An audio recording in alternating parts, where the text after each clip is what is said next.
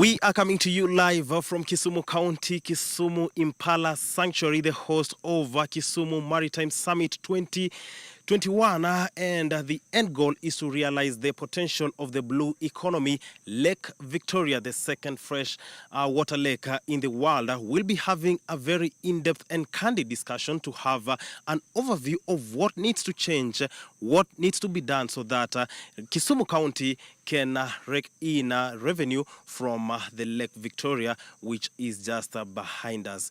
And this morning, the hashtag to use is Kisumu, switch Kisumu Maritime 2021. Remember, the hashtag is switch Kisumu Maritime.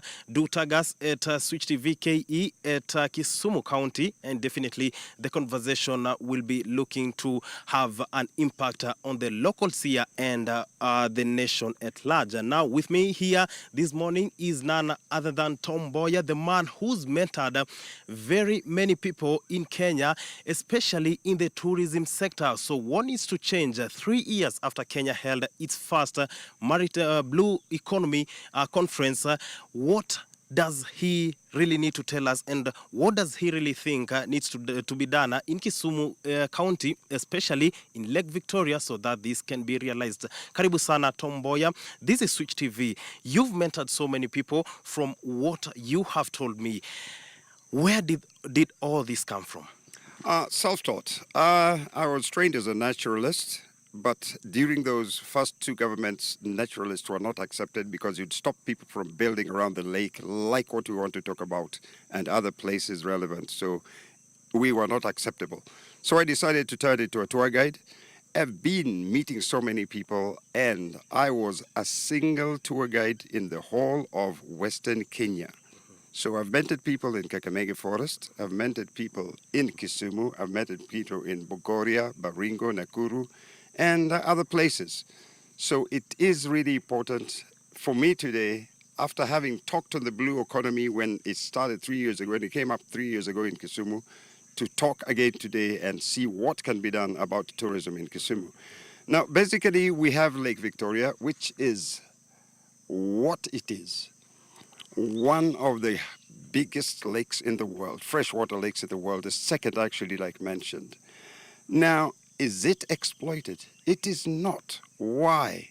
And that's the important thing. And that's how we can tap money, because it's virgin. It's a new place. Actually, the whole of Western Kenya is a virgin place for tourists to come into. As a tourism expert, and saying that the lake is a virgin when it comes to raking in revenue for the county, I'm meant to ask you, as an expert in the tourism sector, what kind of amount are we talking about, if you can quantify it? We're talking about not millions, but billions, if I can say that comfortably, because everybody comes to see Lake Victoria, being the second largest freshwater lake in the world. So I'm talking about billions in a year. That's the kind of money you can tap. If you had the right infrastructure put in place, I'm talking about the kind of boats, I'm talking about the kind of accommodations around it, I'm talking about the guides to tell people about the lake, I'm talking about nearly everything around, and spelling out the different kinds of things that you can see around. I'm not talking about animal tourism only, I'm talking about tourism, cultural tourism, church tourism, foods, and all this kind of stuff. I've dealt with thousands of tourists, and all of them come for different reasons. So all this package together would actually help the people in Kisumu reap quite a lot of money from the tourism industry. Mm-hmm. When you talk about billions of shillings which would be generated through the lake, and a lot needs to change from the infrastructure, you are very right. But I'm tempted to ask, where exactly are we getting it wrong? We're getting it wrong in terms of the management. Look at Kisumu. Today you ask me how many people are employed in the tour industry. I can't say, because up to yesterday, to mean last year, yes, Kisumu had 3 tourism associations. And who are in the associations? They were drivers, not even knowing the destinations or whatever. Today we have a package where they're involving the tour guide, the driver, the hotelier, and so on. That's where we were going wrong, because everybody had a personal interest in tourism. Today we're coming up as a single thing. So I am sure we'll have a better package. Yeah. So when you say that the whole supply chain is not really doing so well when it comes to tourism in Kisumu County, and especially maybe, is it the problem of the county government, or who exactly is the problem? Who is causing problems in this supply chain? The supply chain had a problem in, I think it all came up from the national level. We never had an international airport here. So most of the tourists were booked into Nairobi, and then the Nairobians will prioritize other places, skipping Kisumu. Think of it coming from Nairobi, passing Kisumu, headed to Masai Mara. And when they come, even if they drop to see the lake, they were coming with their own guides. So nobody was getting any money. No tourist was sleeping in Kisumu. Now we have good hotels, and they have been advertised and so on. So it was not more the county. There was nobody to streamline how tourism was supposed to be, because it should be the infrastructure in total, the hotels, the kind of foods the hotels are selling, the guides, are they trained? Do they know what they're talking about?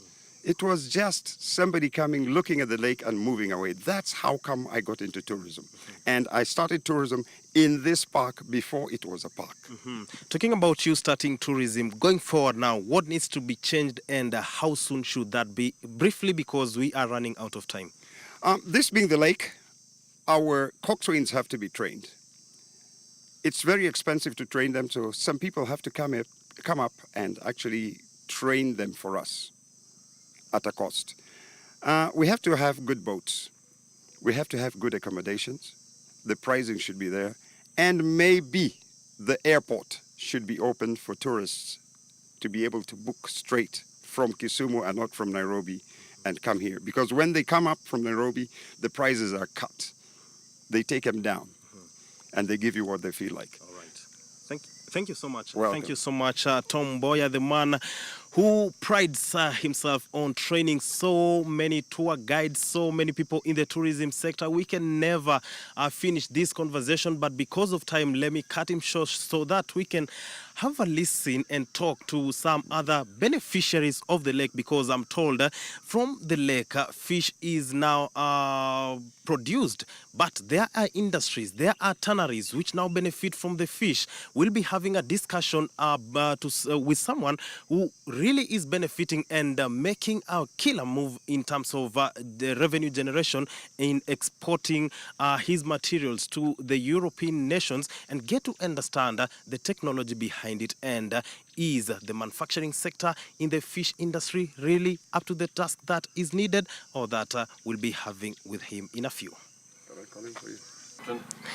290,000 tons of fish is harvested annually from Lake Victoria. The beneficiaries are so many, but we can never overlook the manufacturing sector, where this is one of the key pillars of President Uhuru Kenyatta's agenda before he leaves office, of course, in less than a year to come. We have none other than Newton Owino, who has a tannery company. He will be telling us what exactly he manufactures, so that before we go to look into what exactly his company does later in this broadcast. Karibu sana, Newton. Let's talk about the fish and the manufacturing sector. How bad are we doing as a county, and maybe as a nation, when it comes to the manufacturing sector due to the beneficiaries which comes from this lake? We are badly off in terms of manufacturing. That is when I refer to the lake resources.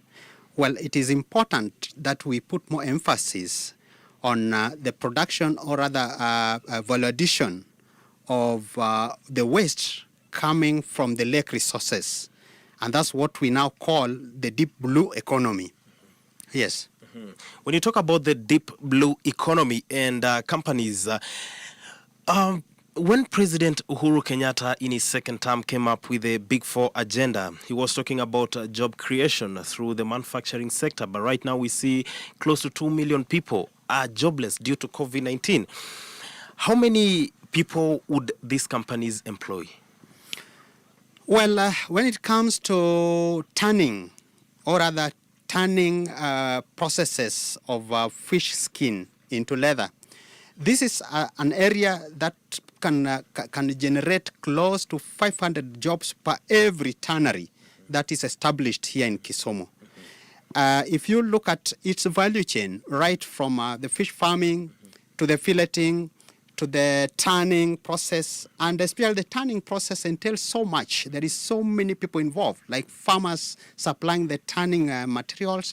We have the youths doing the tanning itself. We have those who are actually processing the finished fish leather into shoes, into jackets, and all those kind of stuff. Well, it is a chain. It is actually a long chain, a long value chain. So it is an area that can really generate a lot of job opportunities. When you talk about a lot of job opportunities and the importance of having these companies in our land, you export, you are so passionate when it comes to the manufacturing sector. Allow me to ask you this question. When you talk about manufacturing, do we have the right equipment? Well, that is actually one of the challenges. It is one of the setbacks because currently we use the traditional kind of methods in tanning. We do not have modern equipments that can upscale tanning to the level that meets the global demand. Though there is a very huge market, but what we are producing is actually minimal because of lack of modern equipments that would upscale this to the level that is required. Sawa, those are some of the challenges that Newton Owino is currently facing because he has a tannery here in Kisumu County. Earlier, we did visit his place and have a look at what exactly he does and what he means when it comes to harvesting fish and the waste product, whereby I've told you close to 180,000 tons of waste product is not utilized, and why it is very important. Let's take a look.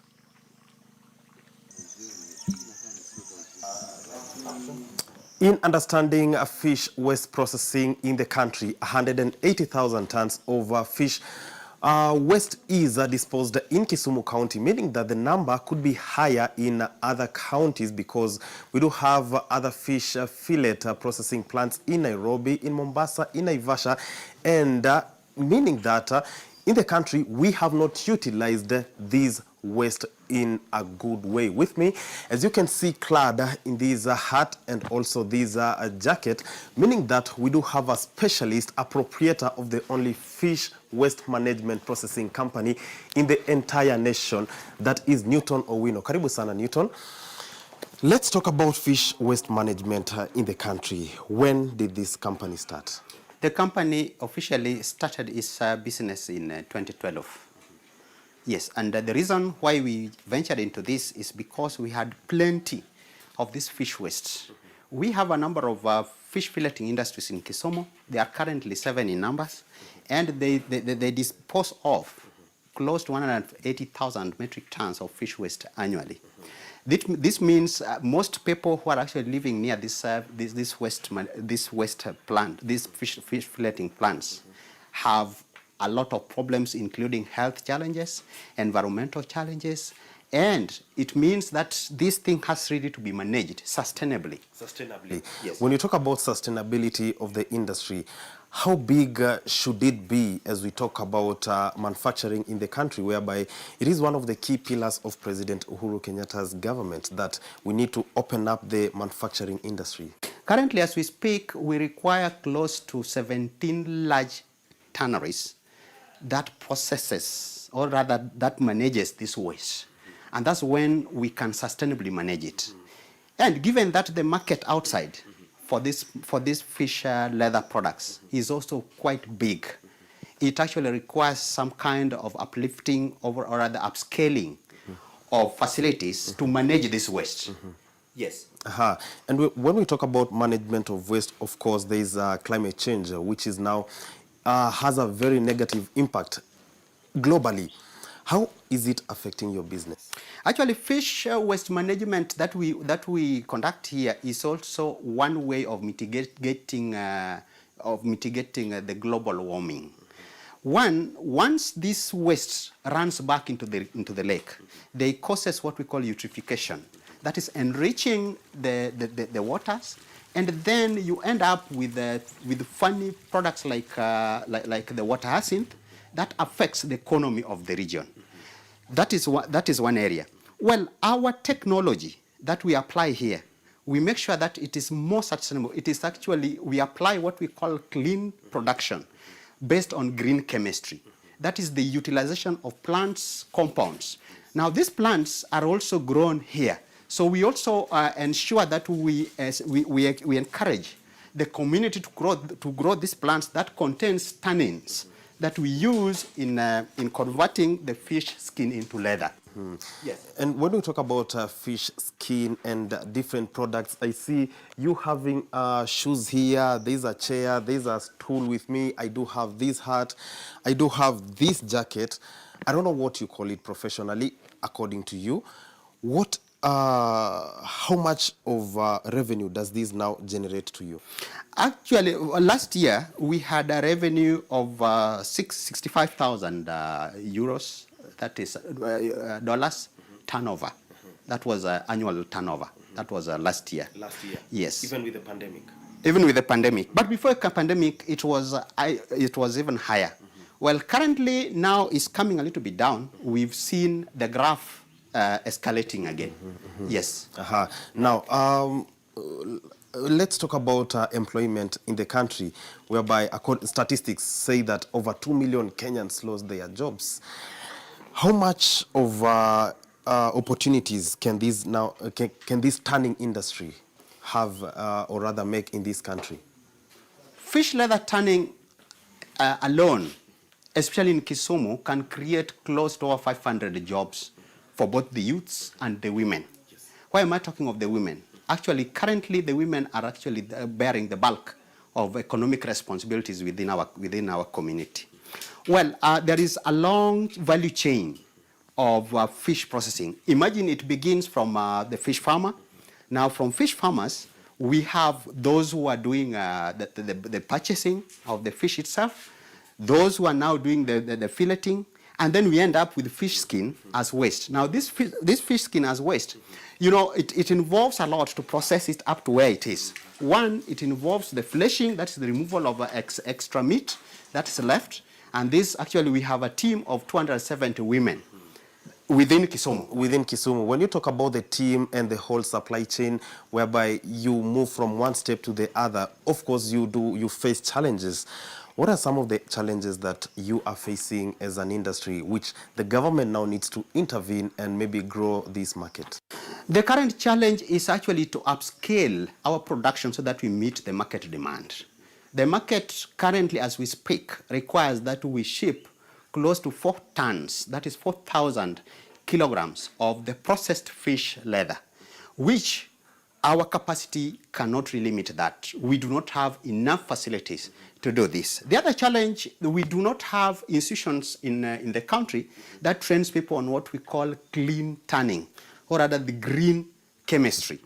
Well, this is something that limits us, and it means that I have to delay a little bit training the graduates who have undergone what we call the leather science from other institutions to come here, and then I train them again.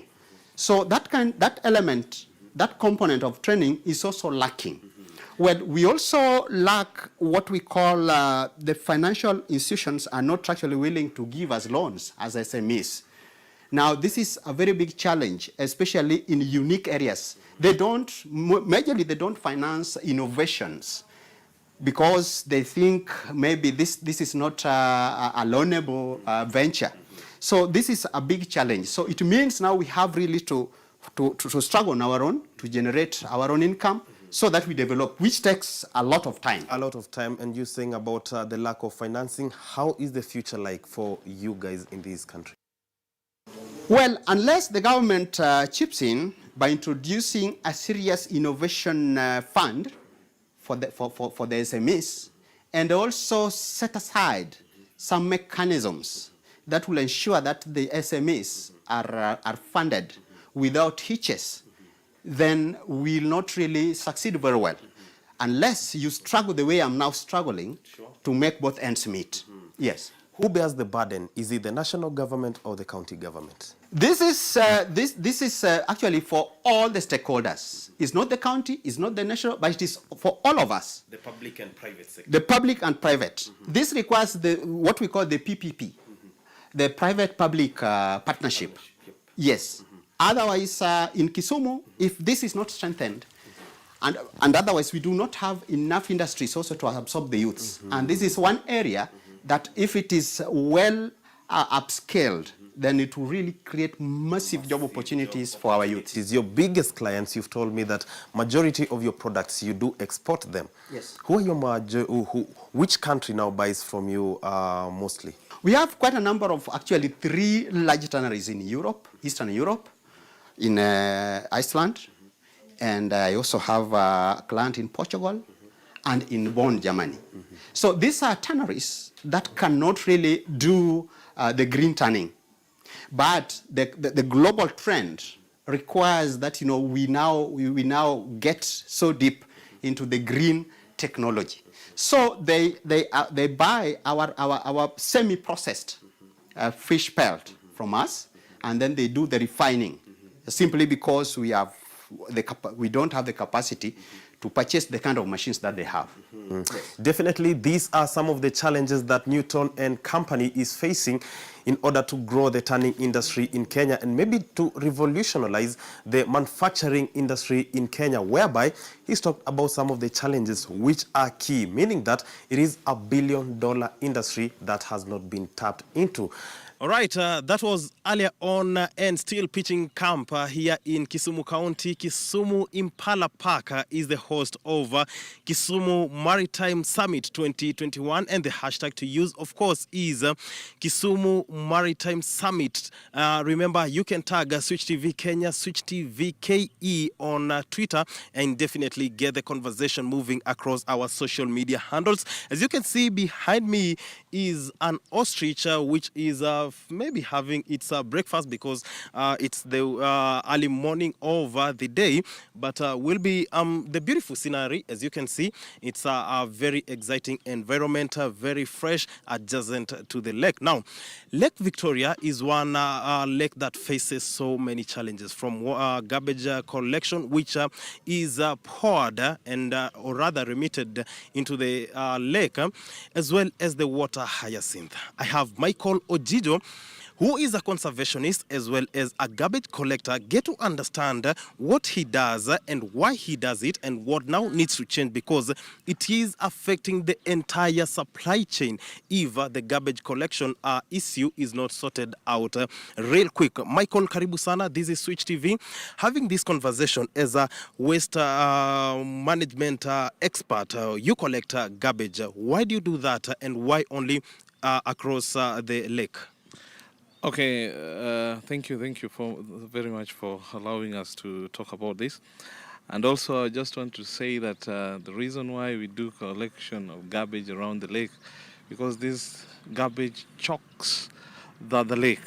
And when it chokes the lake, then what we are benefiting from the lake is no more.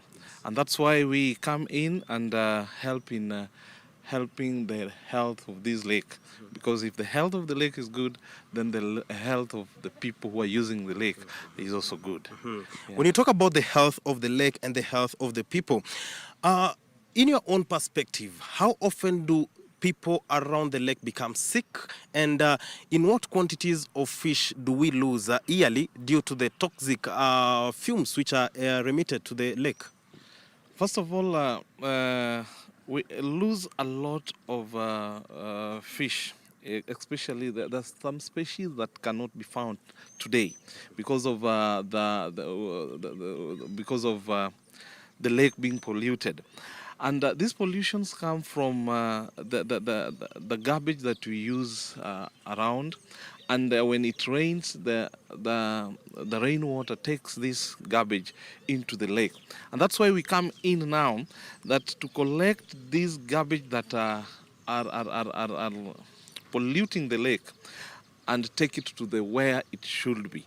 And the county government takes care of this garbage so that they don't get in to the lake. Alternatively, and being a very hot topic and a very sensitive one, what could be done with the waste which is poured into the lake? Well, okay. First of all, the government should be strict on this waste, because there are some companies that do not care.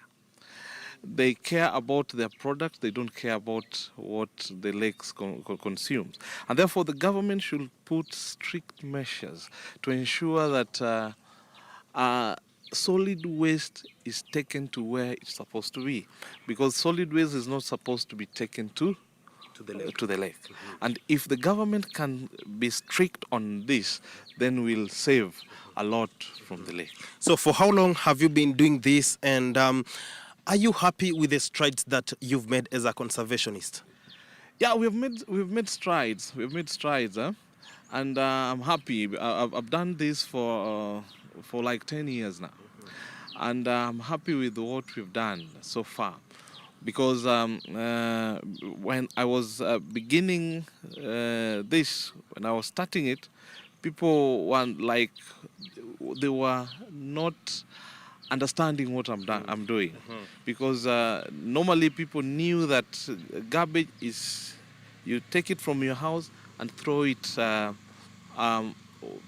besides your home.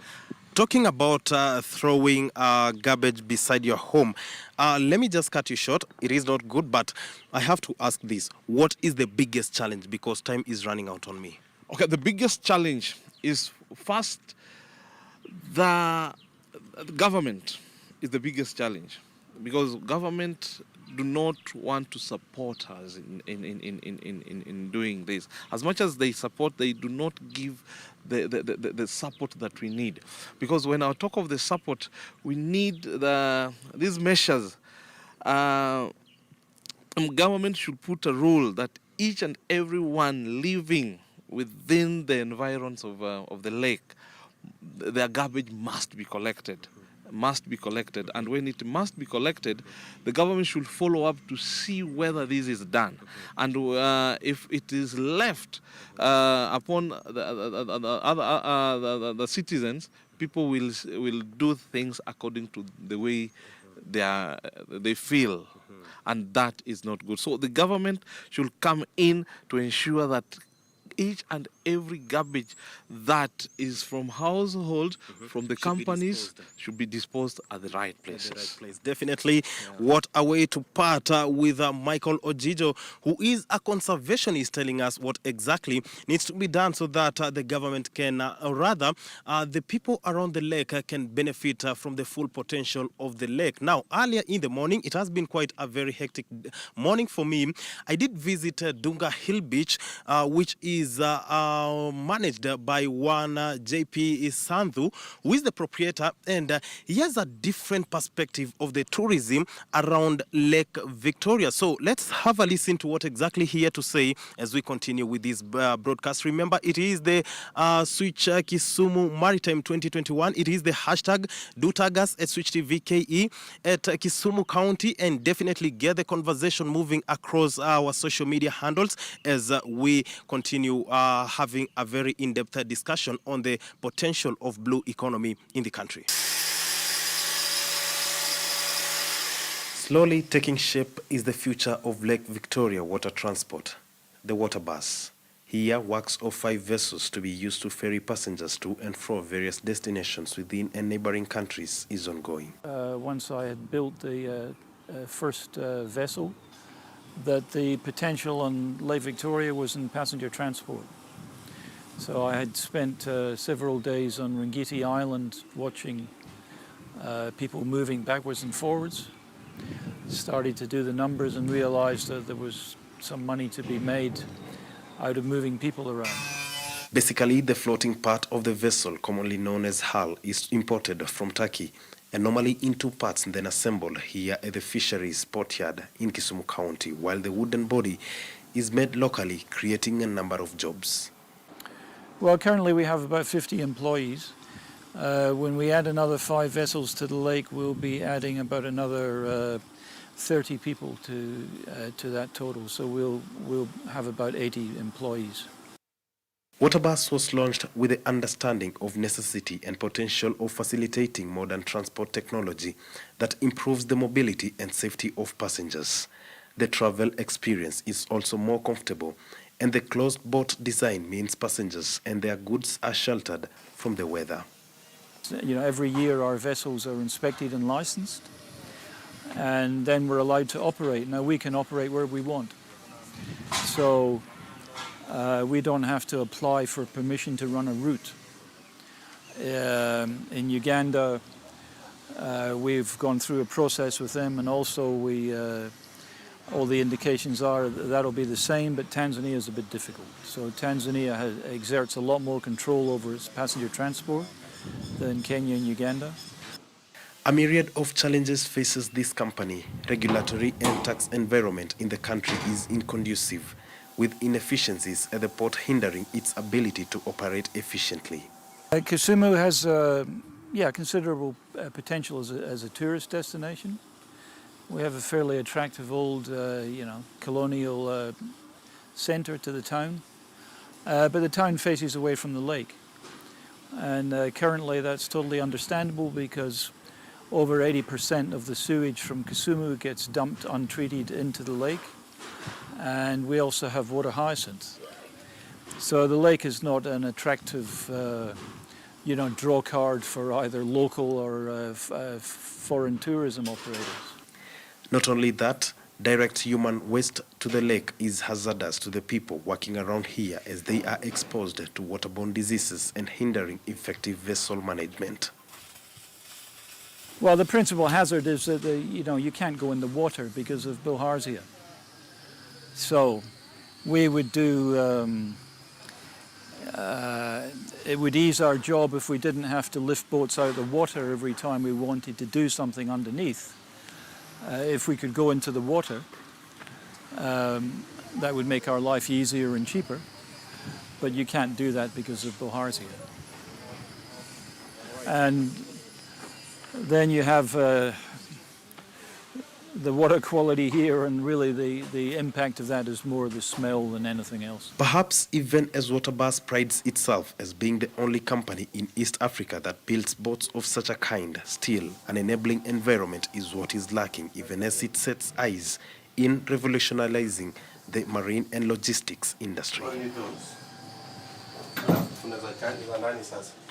The ultimate goal is to ensure that economies in different countries generate more income through the blue economy, where in Kisumu County, Lake Victoria has not been exploited fully. And here I'm joined with none other than Mr. Preet Okoth, who is the Chief Financial Officer of the Waterbus, where this is a maritime logistics company trying to remodel how water transport in East Africa is happening. And just to give him an opportunity to talk to us and give us a snippet of what kind of finances we are looking into.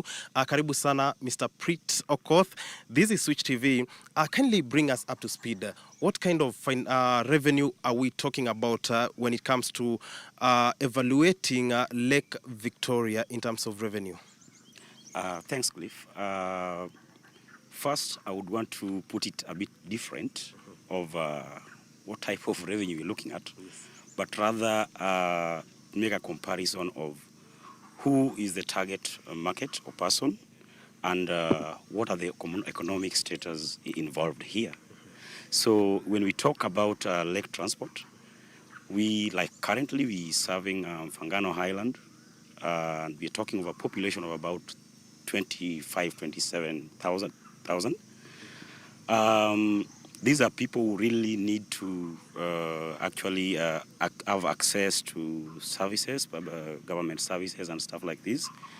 So, I mean, there was a disconnect between the island and the mainland where actually government has put a lot of money into services that needs to be provided for the citizens. So in order to make up kind of a bridge to ensure that these communities access these kind of services, yeah, so here we are Waterbus. So when I talk, I would talk of a population of 27,000 in the highland, plus another over 40,000 people in the mainland. So our major one is basically to look at can these people in the highland really access the services from the governments? Can they access markets? Yes, in a bid to try and address the improvement of living standards in the highlands. Talking about the improvement of services, one thing comes in mind. It's all about money needs to be pumped there. And currently, as we speak, the blue economy generates about 200 billion Kenya shillings. Not a good amount of money, but from your end, it is projected, from a financial end of it, it is projected that this would go up to 400 billion Kenya shillings if well exploited in Lake Victoria, whereby you operate from. What amount of revenue are we likely to see if the lake is to be opened? Well, I can quite comfortably talk about 100 billion. That is just to talk on a small percentage that, say, we kind of own. So if you look at a market share, there are different players. So depending on how you sell yourself and what you give as a service, then determines what percentage you have. So if whatever I'm talking about is say about 35%. So if everything is well exploited, and by exploitation I mean government needs to kind of put more resources into ensuring that, for example, Lake Victoria is properly financed. And by financing, basically try to make cost of finance cheap, rather than has to have to work or rather outsource these finances. So if the government would like, through the of finance, put in or rather allocate some quite reasonable amount in the budget to actually stimulate the economic growth in the lake, then they really need to have some serious consideration. There's a lot of potential because we are looking at, other than people living there, these are lake, these fishing activities going on, and yeah, so we as Waterbus, with our model of safety, affordability, reliability as a service, if we would have infrastructures or other structures that are set by government to make our manufacturing a bit cheaper, then Definitely. Kisumu would be like a Dubai or something. Talking about Kisumu being like a Dubai or something of the sort, and Waterbus trying to change the modeling of maritime transport in the country, this is my final question to you. How much of revenue would maritime transport logistics bring in, and what are the challenges that you are facing currently? I would mention an exact figure, but I would rather say if government is putting some serious money in, for example, Likoni ferries, let them bring that similar amount to the lake. They will open up the lake. Yes, they will really open up the lake. So in terms of resource allocation, as they make consideration on the coast, they need to make a similar consideration for the lake. They need to make a similar consideration to the lake. And one question that you've not answered me is, what challenges are you facing and what can be done, and what kind of policies should the county government and the national government put in place so that we can now move forward? It has been 3 years since Kenya held its first Blue Economy Conference, which brought in about 10,000 visitors from the entire world. Cliff, now that is the most interesting part of this exercise, and it's really an interesting question. Now, in terms of policies, one, I would tell you as, say, a manufacturer and operator in the lake, that for us to actually be able to exploit to a maximum limit, then number one thing is the government really needs to address the issues of taxation for the imports. So this is the issue of taxation, and I can comfortably tell you that we've experienced some difficult times because of the intergovernmental conflicts. Somebody plays their part, and an officer somewhere seated and is making your life difficult to bring your materials for manufacturing in. So if government would, for example, as a solution, would bring in, which I think is a drive that is currently being undertaken by the government, of having the stuff like inland ports, then well, let these structures be put in place.